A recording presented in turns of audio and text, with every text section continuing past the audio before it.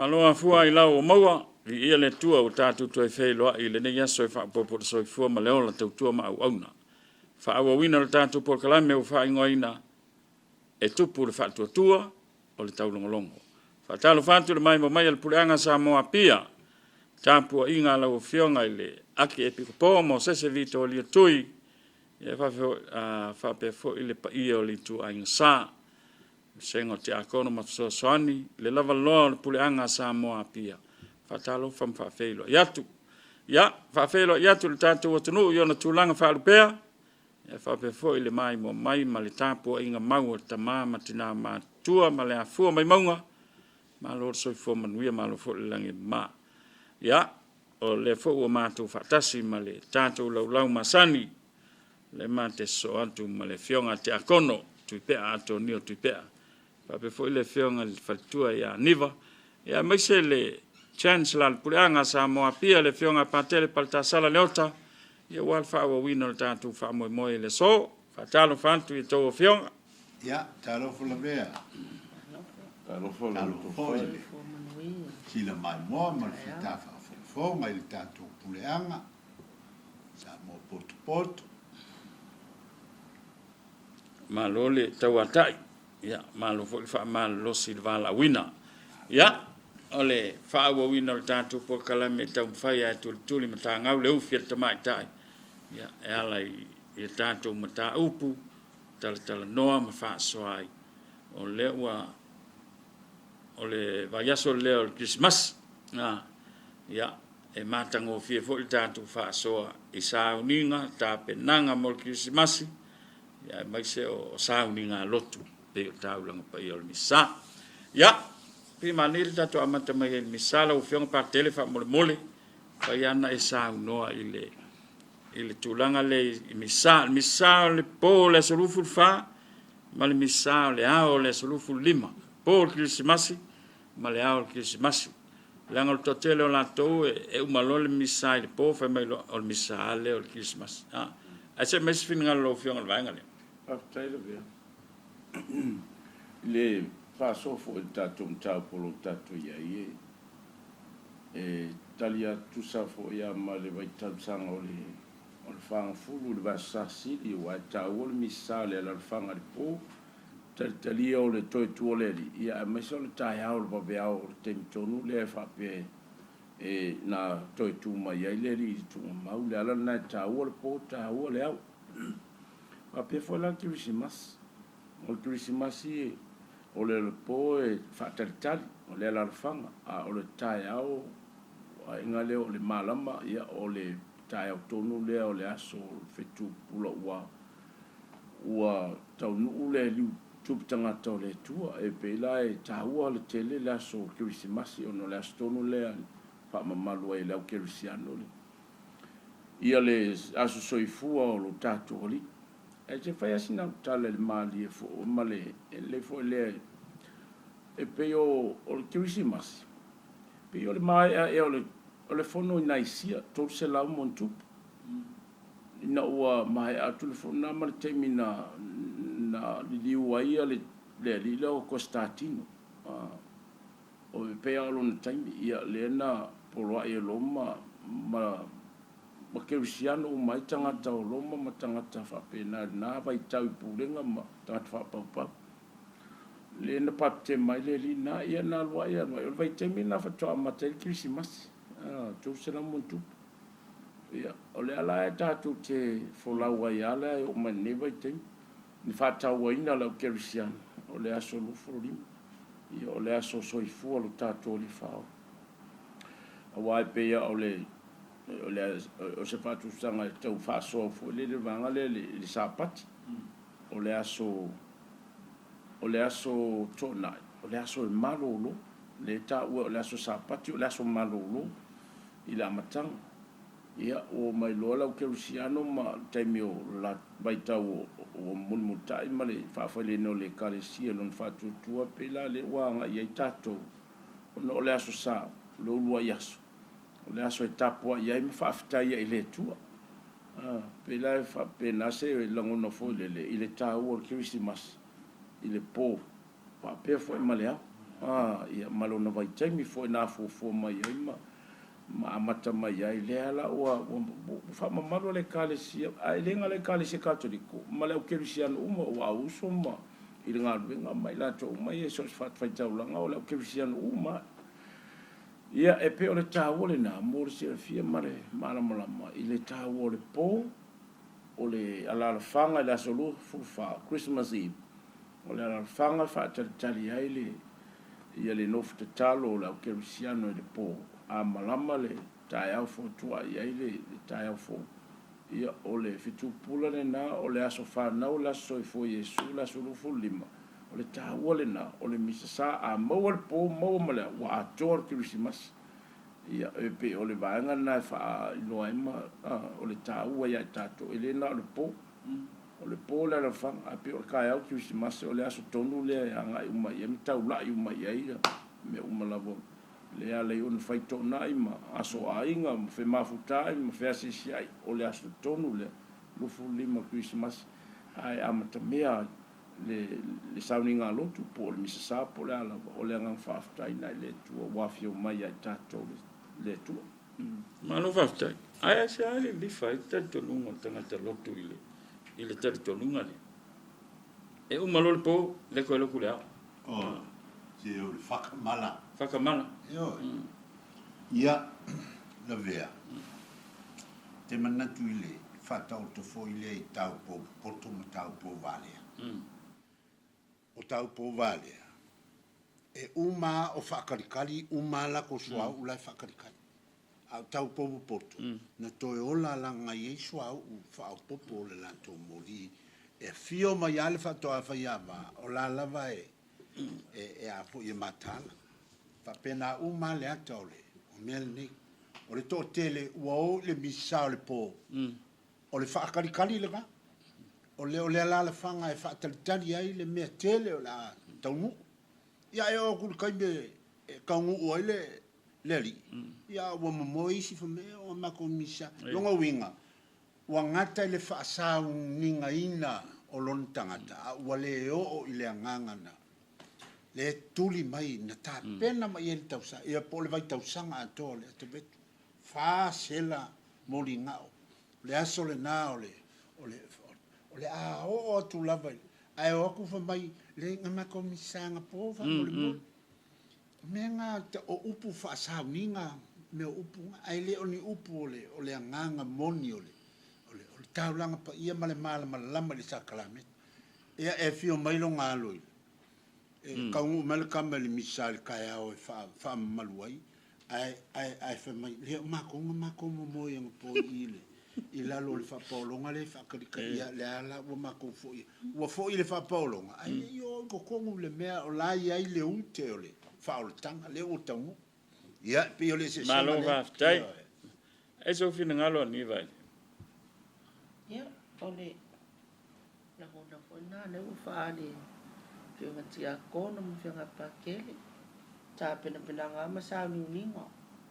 ai ele fa bela ole o langa le o tatou fal tangata e malole lo tupo fa melo o man misa Christmas ala wo yele anga fo ile ole lo tole ao ia la o fu e a matalona o fa ile paki fa e fia ia ma sisiva ma ai ia ai le nar fina ngalo le tua wa fa mele upu e mua me ilunga i le tua ia ona fa to ata to le tapena me fa la ai na fula e mai lo loto a mi to no malo walo fa le tua le me la lo loto ia la le fa tari mal fa na mai o pe fo ia fa ta u la tato ia misa le po male au ona to le o tato tapena wa sa mi atu fa na mai o pe fo mal fa lo o le taimi lau fiong patele. Ia, tate ia o le misale, o le misale o le po. Ona o isi, o le amtanga o misai o le po, o isi misai a makalfiko. O misai se o li o le vat, o le isi misai o sfutasi. Ese taimi fata pula o le taulang pa il misai o le po, le astona. Le po, le kirisimas, ma le po le tausanga fu. Ia, le lau ko whala vea, e le ai se taimi whata pula. na pon me morsi le fia mar ka ko mam no mai so fonga ni ta tu te ai a so fu mar ke le o ba wapo e pe ke mi nga so fu pe ke mi fo la nga le nga me la ma ko nga mo ka le fia le po ia ono le o mai mai ta la o mai o la o ko malulu e man to fo le tu ma tu e tau malulu tem ton wale nei la la nga ya le pa pa o mo ki si ma si te lo si ba ka ko fa ka ia ko a o le tu le i sau te o le larangi pe o tau vela le mo tatu ia o ka ko ia so se kai mia la le po a pe o le tu ma tu i lungo le si i lungo lungo le larangi ke lo pe e pe e mafulia le fiku se furu ia sa ia so yo se furu lo sa tu le tangata i misa sa ia ono o sui fo ile le lungo sui fo ma ne vai tau ma me lo ia le sui fo tangata la fo la nga wa kele me nga ia ma la to fo fo pe me na wa le no fa so mai lu mal kai me misa a wale ko ku kele se furu lo ono si fo le ia tangata matu o le ako kol malos pe waso ia le kalesia pe ya tase na sulu ia ese si mi safo posful a le si foi vai nga le wa mo fainga mo mi se sai luma mai mo a inga fa na ulaiki ina ia mo le time o inga o fa tino e tala fa na mai ma so foi mai o Yesu ia nga ila ia malesi mi se sai por kalbar por se fu o mi se sa e fua mo le ava no tangata convenient mo tangata ia ole pe o tutunga na le si me o kele farsa e mo misa kamo e fe o tu le si farsa yo pe o tulanga na wala ona ai ole misa ia i kasi al me tu le nga misa farsa tanga benga ko fa ka ia pe o i fa sa nga i makwela ngwa la ku ilo tuanu alunga o sa fanga lo o sa vai tu lo fo i sa kula fai sawa mai oi ai po ka i sa le lunga ya lu mo sa kula fai e o ma ko i polo ia so ie e pe kulia kwa i polo polo alma mo e ka ser farsa mo wa mi sal al terminal po ia waso le wa to telefone la fenga nga lu e ma la to fatino no la fo nga ia mo ia o al mi sa mo na tanga te lo mo fenga mo wala wala mo sa we ma me mama o le porta sa fo o le kalisi katoliko ape e o tatou e fatino nei Samoa misa ele ngi misa i po to sa fo na o le au o le aso fa sa Maria tina o le tu Mary the mother of God o le aso sa o le aso fa sa o le aso mo to sa fo o la na ta ya o te mamla ma e te tau na ye le fa sale e te tau na mo misa o le po ia o no le po ba luanga fo le wa bo fai ala o pisa o le hotel e fo ale le mele ka ko fiska ko kalo le fia fil po wa u ia ka so fo ia pe lai to te lo ila to e anga e baba ia me fa papa ma me fa pena ma me fo i fa so fo auris ia anga il fa sa fa talo fa misa tu la fa pena ia ai ole kalesia pe ole po ia le si misa mo wa talo na a wa tatu fa tau fo ia po tau sanga fo ai maisela ole a le so mo tau sanga ia fa fo i vinga mal fa tai ala tau lang pa ia Maria tina le tuon fa na so fo mai ile le tu ia tatu ia mo fa lo ma lo fa tai ole usa no ton no le fio nga parte le vainga le ia me se tai mi fa tu langa i no tai mi tau langa pa ia le misa pe ole e le misa sal por tau sangalen te ana ma to pu e fai le afal fit ele au e mang misa ko lo ngi si fa wa nga solo wa ia o nga fai mai le sa nga le fionga la ke pi povo nothing ile taimi le ona nalan fai taimi le fai mai ile misa e fio ia ile se food ale ola na sa nga fa tau le taimi le ele umale misa wala ngisi wo fa mai ole tu vave fo yo le misal te mile e vave ngalu le si e o ka fao aku lan misa ile sful kasi por ya mo fiko ai ma o ngale o fo i mai ele por que se masi e o tu langa na ia kule le ya sa no pate le ole masani sa ia ona po le alfia eve mal fita fa sei longa moni o mal misa ka mai fo mai fare fai ti ia lo pulingi ia pankeke malanga fa tai vo le fia o mo le misa mo mau ia le po ki mas ia a mesen kai ko fo kwai sei longa la ka ba ai le ia wa ia le nga fo ia fia fa ta lo wa fai party ina ona po sei longa mo misa le au Christmas wa ko vai la ia o fai fia mas to nai sai ngo mai fa kasi ia o fia ia ma fai lo le vai nga le ta wo fo le so fo fanti ma lo fasta et fisa no te pe no fio na te ona o le tu le misa matai ia o mea na patino le tua insale ke no po ma o staulanga o ia la to mafuanga fetuna ai foi fetuna inga fai tua o le tal fenga ona o malosi tele le temil nei ile meo le pe o fa mo e tupulanga ia meo fia pati e fu ma o le ole pole ka ko ke o mai o hule la o le misa ai vera ko e se ale bela e ka milonga ile si vai ngol fanga a ka ngangia le la o pa ile mena tupu le vea ke fa ye ko sa no lo fio na te ko ole olunga li malana fa na ese le mafaina pa u se mea yaso fa lo mai no le kalesia i matua nei e o foi la le fana o i la fana a o si yaso ale muri ole so le Christmas ka nga o male ai ki kilo ko le ko inga ile la ko fo e lua ngo fo e ngo fo la ngafanga o mala ua mala fanga ole ako mai saulo i fa fol ko saulo ko inga vili lang fanga o fa mai le ko lua la o le po ala nga lua ko ya le o nga fa le ko a lua ko marka vale o so o nga feo ki aka maki ko ala o nga malanga solo isi ka ai la me vea ya mai ka maki ni ko ile o le winga la utala langa pe a vea so yo se so fa mo ai me yo fa fianga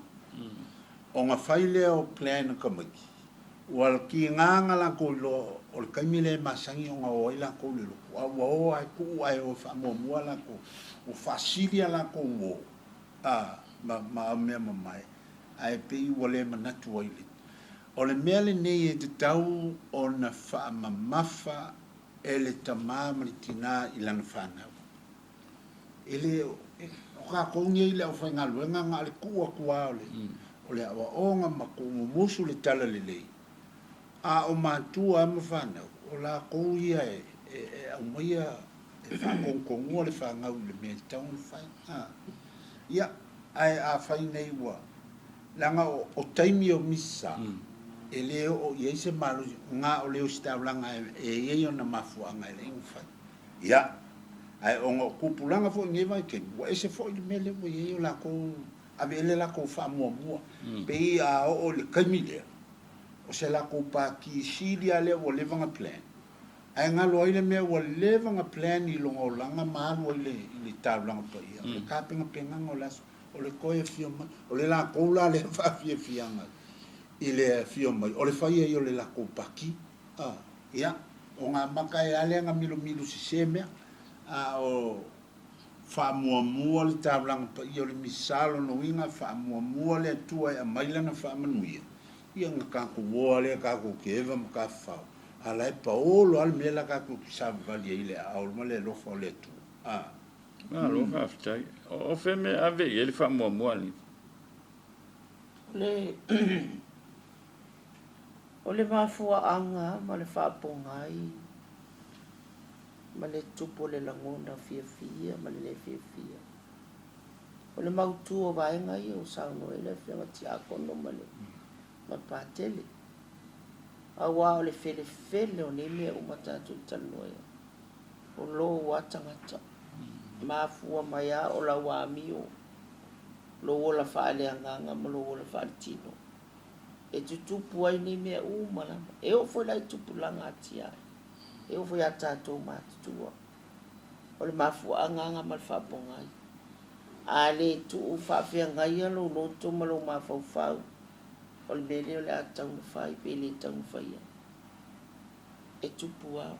e tupu al whawhitau tupu foi le mele lei ai o le winga la la tala ta fa ingo ni me umo sa no e o lo watangata e banga tangata foi le al waku le amana ia e le fia wa di sauninga fa sidia ia e avel fa mo me fa la la tu u me fa le tu al me taun ta tu fa ia o le manuia o ta to langa ma le tamai le ola mal malo si le ta o me mai le tu ai avel tato fa mo i le tua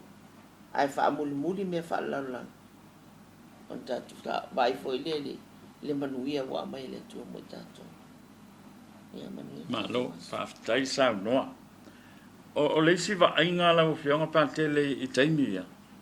percepe o feta ta ona tu e percepe o si falsa e tu ai luma o i lalo mai il santuario io il percepi o is falsa e mai luma al falsa o is lam tanga benga e fai tu il fallo la le percepi e poi le lo po fia tonua ala sfinga lo fionga i le o ngale kale sia ia mo le fapsili la vea e fe confia visi e le ai stu la fono di metu na power me ia i loa ma ariali i tangata le mea o loo ia le percepi na ia whaalolongi o a si le Vaticano o le kela percepi o lai whai kongo le whalasa e umaloa le kamapa ia whai nisa fio kua wha i se soa i kafkafa i kongo e pe o loka i kafo i ngā langona e mai o whai tono whalasa kai mora misa sa lai loa o matangata le ia capture ma imagine e tangata lo tu le teimi le po le kilo le percepe ma fa ata mai ele nganga le po e si foi teimi o luma le falsa ina ia tau ia ile va inga fo le tangata tau la ia kai mi fenga solo ai ma tau ia la ko la ngona ma o le nganga o le vai tau sango le o kirisi mas fia o le aka le fa ali o le ainga pa ia le mafua le pole o le Christmas mangi ya so ta o le lorangi ato ma lo fafta le ta o le vanga le ni va ma la fiona ta ko i ta penanga ia o le Christmas ta penna to ma percepi o le vanga del percepi ia o le ta wa o le ka ko ka penga ona o le la fa fio la inga pa ia Yesu Maria ma Joseph ma man ia eso se me fo ia lai vai termine e fa tu ai pau le me ia mana malama tangata i le winga le percepi ma le me lai tonu le inga pa ia lai tonu ala utilu tino ma lo tai tonu tato fa lo longo ma fa ati le mena fa na ma Yesu tato ai le fingo le percepi e le fa na mai ni fa le ila ma ni fa le teu sa fio fa na mai o ia le fa le man e ta mai ya tato tangata salam le mai paula le me tato te faia tato soli tu langa ile meu fitala Yesu ma le meu fana wa tato tangata sala ale ta u le fio mai le falo manu fa ata mai percepi lo afio le nganga moni nga percepi ai po fea so se mea tonu fa sapo fa fo termine ta u ya ta percepi po fea me tu ta u pa me ia e mal malama i mea lai fa tu sale tonu ma le ainga pa ia o le alo na winga manu na whailonga mai i le lalolangi ato tātou o tangata sala ma le vaiva. Paula le mea tātou te whaia, tātou tuli vai, te talo i le tua, whaamangalo tātou tangata sala i le nei lalolangi i le whana o mai o le baby folk. Manu i le asfafitai. Ma so vin ngalo li perse. Ia o tātou o mo meo pele sepe ola. Pea e tango e. Ai mana tua fo i la vea. O mea o manei tātou te whaia. O le whatua tua e fua iai. E te tali tonu iai. Ia o inga kako kilo. O inga kilo i le whanga o mai. Ia mali, ia mai Iosef. O inga kilo. Wo iai mako wo iai makasala i le mea nga i Bethlehem. I le mea na whana wo iai. Whana wo Yesu. Io. Mako wo iai. Ai, o le whale la iai. La wa iai le shrine whapikoa. E whapa ia i le spot nga kupua i le mea, le nam babeng. O le mea sili lana tāua ia te au. O le koe va aia o mata o le pelesepe. Po o whea lava le mea iai. Nga ke koe whang mai le mori lea ola. Lea ua e alanga kankangi le mori lea o lea ua ka o mai kako. O lea ua kako kalangoa i kokongu o le afo i o le vaitaimi o le walakalaka i asofifia o le kiusimasi. O le mea tāua la ia te au. O le pelesepe ua tau mai a le atua i a tātou. E le ia fio mai le lalolangi lele mai a kapeliele a mai e suku ulunga le mele. Le ai, na awala mai le mea awala uma mai a tātou le lalolangi. O e iei lau tamā, e iei lau tina, me foi lea. Ia e te manatua foi la, o le taimi, o le pei o le tina lava, o le taimi la lata le i lana tama. Le a tātou te va, le ala foi leo le whaataua. O lo fa mai, o le misal ngei o le aso o Maria tina pa i o le tu. Langa ke le i o langa ke va iei kongo le pelesepe. Ke le mawainga o ngi makoi mangi mea lofa. A le iai Maria ma Iosefa e le ako le pelesepe. I le vainga ngā mo le whaamanatu i a tātou. Men so se ke sianga o la ko whai al mele. E le pisa i a Maria.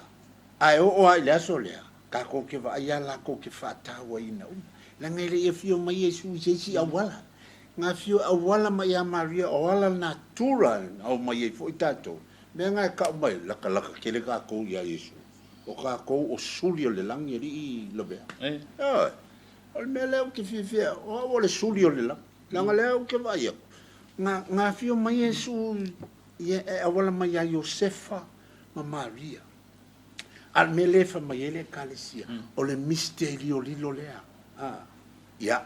ka kia o le whaiva ngā o sikabulanga mana kou whai. Ke whai aku au. O ke whealua ia o leisi pelesepe. Ai o wa aia po o lumo le whalesa, po o kongu, po o whafo e lea whaina. Lea whainga i ke o po whelmenga ia. Pau ale me tāua ia te au. Wa whaamanatu mai, e koe fio mai whaalua lo ori. Ia, kaungu sa ungi molo, whealo lua i molo o mawhangawhanga le ngā mea. Malo fafta. Ya, sau no la fiong pat. Ni ke o mai kau mai sau no ngala fiong tia kono pe o ia prinsipe. Ke o mai fa i se so fa ku ngo ye mo morger kale ma lu mo fa le sa fa pe o ma ku prinsipe.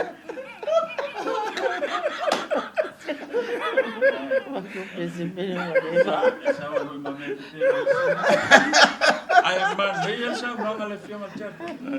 Ole sa to wo ye malau fiong pa te le a. Io. Ai.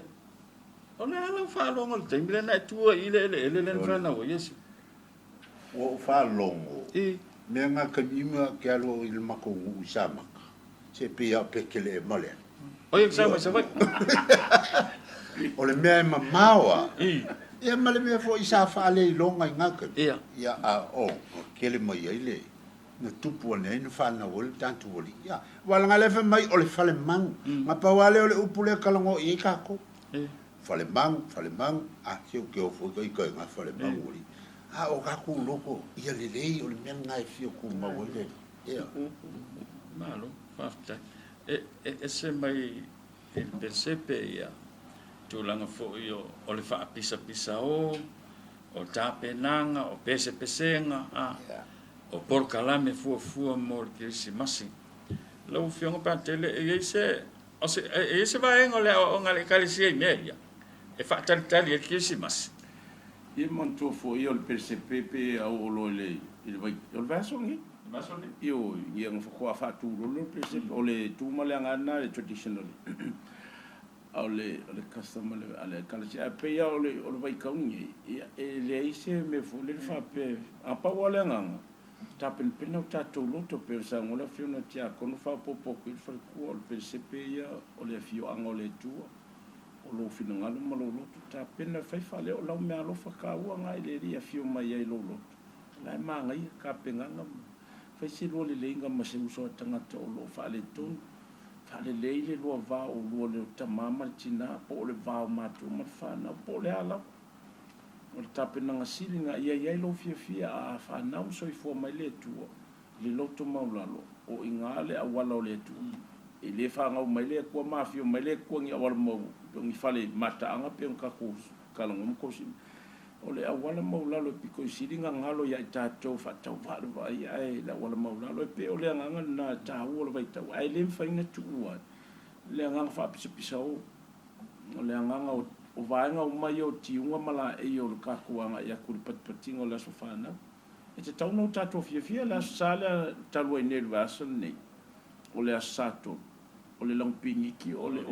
rejoice o le anganga e finangalo le tua i kako fia e le finangalo i kako sanga whangongoa o lo wafio mai fatua whaia wa o le tua o tuputanga la langa taua tele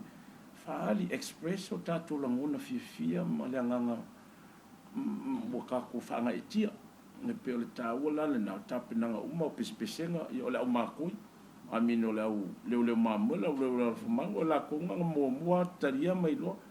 ka fukuli lo ma abel kal fia vi inga le tua me apito lunga le la ia ile fa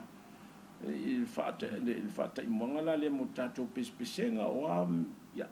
me uma ka ku ke fa yo vi inga le tua me uma ta o mole mamalo le tua o le vi inga ma mamalo le tua e pespesenga o te talo o me fa evangelia o la i umanga me kiu ulo fo ia ai e taua lunga i le persepe le pe ona sauno tau o kakulo i taua tele le fa avanga noa ia ma teu a wale le fio mai o le Liva ole e me fisa no ini O le tira nga le usau na patele. E se fo le tau. Usa o kilo ia songei. Usa o fa ku a pele se pe isi au no tuele yo por fa. Ele kai mai ia. Usa le si suinga nga o ka ke lo ai. Na mo leva sa ni tangata mal fia. O wangi ko ia in fa fi ka o ni misa mangia. Ta pena tu mamao. Mo le fa te lingo le ri. E tatou mau ai fo ila le anganga le pensa no pate.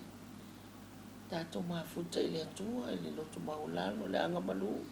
fa pale ina ia tu watu ato tatou tangata mai tatou ainga o nuu o le atu nuu ato se au mai se file mo le li ai tau tele la sia le masina o te sema o le Christmas ai ese le tau e peka ke la ngonga foia e foia taita foi so mato vai pa pipi lo tato moli le vai aso le tene le so mo november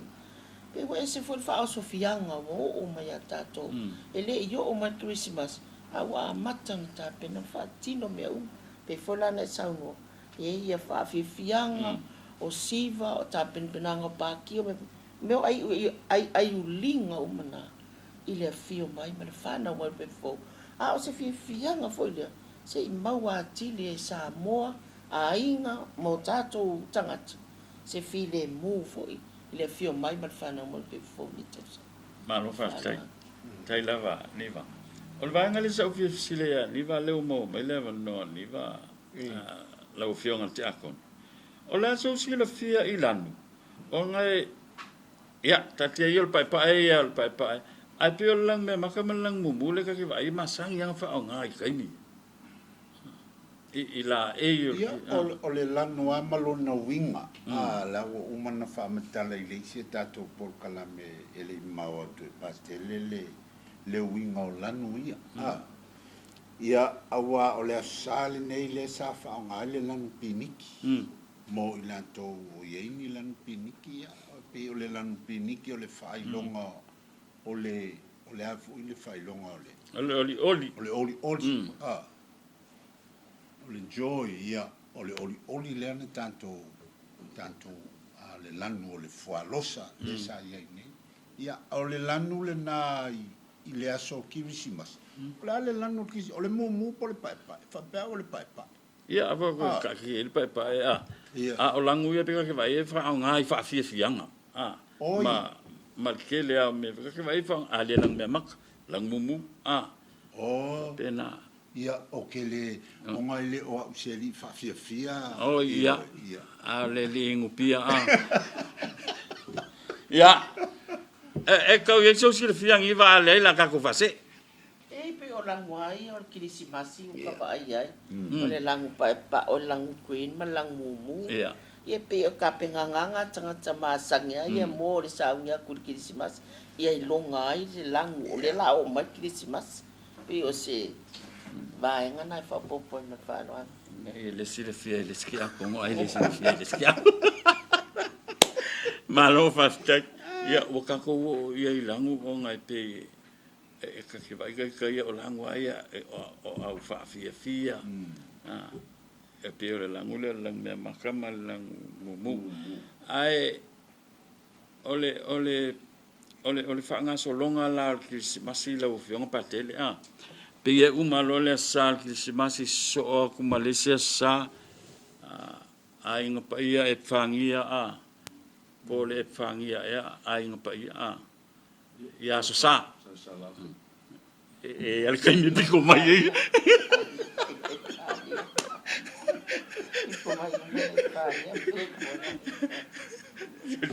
umalo le aso kirisimas o lona so sa e aso tau e balu e aso ton o active was fa so sa uma so na e pe a fo le ista o le toitu mai la sa toitu le va so atoa se o le active no nga so fa so sa uma so va so e pese uma e me pese la sa o le vi ingo le rio from penetration right pa ko senga o le vi ingo e pa ia fa tino ngol fa tu ba uma e foi lá le Christmas da o aso fa malo le Christmas active sa o le Christmas o le aso sale o le aso ta o le fa no mo Yesu ia na lo la ia le aso so wai o le sala pito mai o le sana le ang pa ia so ko le ma le sala ma ko a to lunga le aso sa baptiso mo Yesu ia o vai taunga mana iole e se le maka mo fia le ka me le kale si fa tu la no na ia vai tap ia ama lo le sal baptiso ia na mata lo la ia vai tam masan vai tam sang masan le me mata ai le umia ia e fa mo amata fa furu le so lo le fule ko e al fa ngo ia ia ko fa mo te la ina to fo e pe o ke mini ia waka kau en ka ko fia la ngona fa hali o tatou le la ngona fa tai e fa tino nga fia i me umange le se me la ka ko sanga fa la inga yo le wa ya tatou le tu nei tu se talo tu malo fa tai le o fia pate sa no niva ile pi ni ki le lang ping pe o sa no tia ko no ma le pe pat o aso nei o ka whalonga le leo tangata. O life siri nei tangata. O le whakoawa ai le lampengi ki o whai. O le ali tāua la no na winga. Ia la o whaamama lama fwoi nei tangata. Ia o le tāua lama o le tātou sauni uni mi tā pena pena. O li ma fia. O le a fia mai le. La whanau mai petu fo. Au tāua le ta ita fo le pini ki wa le whakoaka. Tele nei tangata ko ka whalongo ako wholua.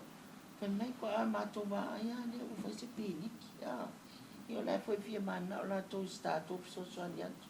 Le ale winga le ia lai foi la umana. Ia lai foi o fia la tō foi le la tanga o le karesia mo na vaenga. le whaatūlangaina. Ia, o te whaeloa. Malo whaftai. Se le fiola sa lea talua i o pini ki o longa i ngō whaaratina o le Kautete Sunday. O le upwhaaratina o le uwinga o le Rejoice Whapretania. Le rai whamamalu e tātou ono le langu aia e o le langu pini ki pe o langu fiafia ngai whaamtalaina le kalesi. E lai ling whaingo o le Kautete la sato. Ka ua leo whasoa i malama koe fo i ke leo isi mea. Io. Te ero tūlanga i dana. Ai kisi le fia la whionga te akon. O aso ia e ka penga lor kirisimas. Mai se ala fio anga i tua mal motele se la fai. Kaudeva ia le kauranga e piame whanga ofe. O mea whaapapa. Au kauleva ia le kaimini. O kaule whaalongo inga fo i le kaimini. Ia, ngā makafo ia kako mea ngā o le lei. E. Ia wa makafo inga mua i fale, ma mua nge ai ma ko ngā bao. Wa ke lele whae te ngai fua i anga o le tau. O le tau le wa isa moa wa la makia ngo fie ma ale ale me o afi mu ma me va benga. Ia, ma wa iai fo wa makanga sa fia ngai ko inga ngai lo ma ko nga ngevo yaso. Ia wa afi ai le mo le soifua ma lolo ina i le a songa papa kele ia wa ke fo ia nai tangata matua mai se le tulanga le fatu i la ko ngase ai le ngase le me foi lea wa maka ku ai e fai ke le fainga fanga ofe ma me fa pena vai ke lo le ko kupulanga e o ko si fai fanga ofe a chama sangi vai e kaule mongi me mai fa foi i lo fio nga lo inga sa fa la mo me o pai pa mangai o fe fa nga se fa ye mo me fa pa ko ma tiato pe a le vea io ole pati patinga na al mena ta o ta to o le pati patinga o a sofia ole Christmas pole fa na mai o pepe fo e winga o mai nga me ia ai fo me wale paki ai ya wa kupu ai me fango ai tanga tu pulo me fa pena ele taun to fa ya la fo ngampe wa fa ki ai si me fa pena ya sa no la fio fate sa fa tau fa o fe market ia e mo ila o mai ai le nga kai o le kaudia o fe wa ke mi nga so le kinga nga fa sa o pupo o fe ka ke la po ki pila le poi fa la ia fa ta market ele ga ko la lumio ka si yo fa lo wa fa ele lo po lo sunga le la sa ma no si fengo le me fa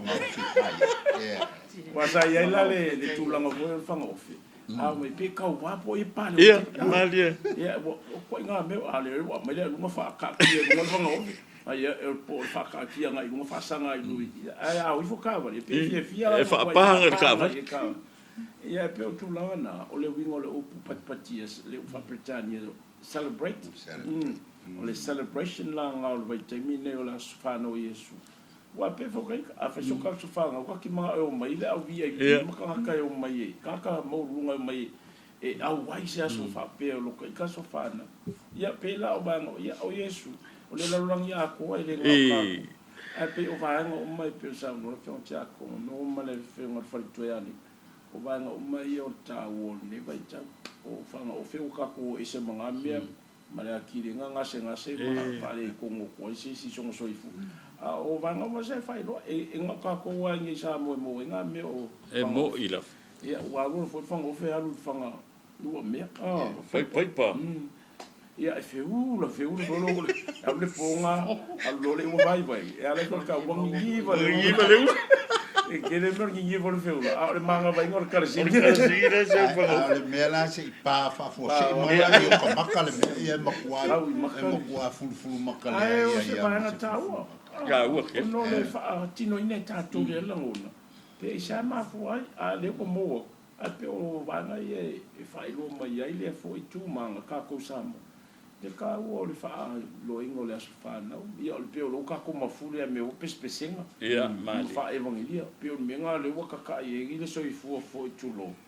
o ta to nei sa mo no ba no fo i tau ia wa ma le telefo ia ba no fo ia o fa tino i i lea tonuu ma lea vaega o se aulotu e kalesia po se me faapena o isi saufaʻiga o tagata ua latou fesiligia le faatauina i fanau o mea o fagavai mo mea o faga foʻi e fagapepa ona o le faafitaulile ua o ale kamaikiki ua gofo faga ia vae atu foʻi ua nofo ma faalalo ai ia latou matua ma aiga ona o le tele o le fasio tagata ua fesiligia ai foʻi pe tatau ona faaoa o le tamaitiiti le faiga o le faga ia ua fesiligia ai e nisi o saufaʻiga o tagata po communities pe tatau ona toe faatau peni faga mea taalo i tamaiti pe o le sina vaenga ua faaitiiti ai mea ia au mai tono le tunu me yo me fa papa wa isi ya me fa ku fa vele awa fanga ko in me fa papa le si mu le fa le si ai ngale ele ese o le nganga le na fa ye me fa papa fanga ofi pe o le fia le sa to sa no fo me fa so o le fia ki si mas e fa ye me awa ese la mal me wa tupu ma le di mai ya pe o le mafu angana o tau fa mama o toi va ngai ai pe o le mele wa kele mai kai minge o ka penga ai mo ki si mas ya o fa sa u pusa mo ai si wole mo o fa ma si na fa ka le ko fo yo le ko ngai e sa o ko mo mal me a ma kai ko ngai a le me fa sa yo fa la fa sa ya ni va ia ka ko me ka alo ia so ia fanga ofe al fanga ofe sil dia le pe a fa pa ia so bo ki apa fonga le so ki e so te a me ki apa su fonga la ko ia so ia wa me nga sa fa ma ko nga so le te fa ma ko fanga ofe on ma ko mu isa ba ia o fanga ofe pa ke le ala asi ia ku fanga ofe nga no pa ma le me le ofe le ka mai ia a ese ka wa ko la nga fo ini vai te ia le bele o tupu ia so ne ia o ka fo pensing la ko ma le fe ulai ma pa ai ia pe a me silin ka wa nga me nga ma ko la nga fa nga ki ia pa sutura po a vo le empty nga ba lo le so a fa fanga ofe o ia ma ko wa nga si le fanga ofe ia so nga sa va fanga ofe ki ia pa ia ale ofe ia ma le me pa ia e pa vo ile ole winga la na e pe ona ta ua ti ako no ma pakele ia ole mea nga kau ki pengi mai tau kau ave se ai ia ona i matua nga isi mai fa e ke ingo fi el fatu man ia ai mai se fo ia pe ua mama fo pu le nga ri fai pule inu mo pisa o mal fa e awala mai fa fita uli ole misa mal fe se ia pe fa pena e fo no toe non toi fa solo ia tu le mai nga fia nga tu sa wai ia man fa na lo fa ftai le la o ma wa tu le il faut tu ia so ia le fiu nga lo nga sa ke le fa fanga o fi me ki apa sa ta ti apa fo nga vai ka o fa ye ka lo nga ia wa le si me ki apa fa le kom ia o ia fa ka vale ia e ma ka ki nga ka lo nga yo nga pu ele o koi mo nge o ke le me wole ko ali mai ma ka o fie e fio como que um pouco so eu ai tanga toma tu ai so ta longa eu e fa fie le aso ya be ole tala no ia vai nga va tu sa no nga lo ona ole nga sa fa ia i me ole nga o ki masi ya ele ai ni ka fa nga me ele ka fa le nga me mio a ia ka mai ki mo fa na o fa ila ko ka longa ila le ka longa ka longa ele ka fa le nga me ki fa sa au bol si ai nga por fe wai le maria i por pese fo le o fa nga ka me masangi ko ngol fe o inga fo le masangi tono le di la me la fa pe o pulanga ma ia ele nga ka le o le belo o le tais ia ai pe fa ma ko era ka malo pok wa ya o inga i ka fia so ai mala ka asa peselo mal ai singa i rumai ya pese mai no mai ai singa Ya, whakakai wale koe mōla ngare ua kāngu mia I lalo whainga le tau salona. Malo, sa noa, malo vol fa soa, ia, ona o le fo ua fa ilo mai tatu taimi. O le mele, ia, batu le ia vanoa. I le tatu lau fionga partele, va pe fele fionga te akono ma le fionga te veltua. Ia, wa fo si fa manu ianga mo le Krismasi,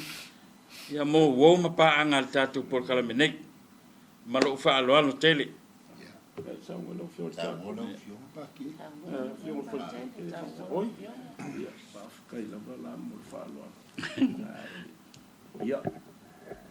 Ave ele ne eva noi. Mo mole to ele nganga whaftai ke le lava ia mare mawalunga o le lasi tulanga whaalupe ia I la tau o lo whaima fia fo I ma paanga fo nei po kalame male ala leo le puleanga sa moa pia le TV upumana le ala leo fa ia tatou te fe mafuta fo I ma kako feiloa I lau ko fa simai ia malau to fa fonga mai I nei vai tau I o aso fia ma tau te mamole atua I alo faanga ma tau momo ngā lofa ia atasi ai male fionga le ti akono nei ia pe fo ia le fionga fo le faletua nei o lo matou se iatu ia mese le fonga po kala me le to fala vea ia matou te fa manuia tu ali Krismasi fa pe fo I ma tau sanga fo talu ai o tatou po kala muli nei o nei fo tau sanga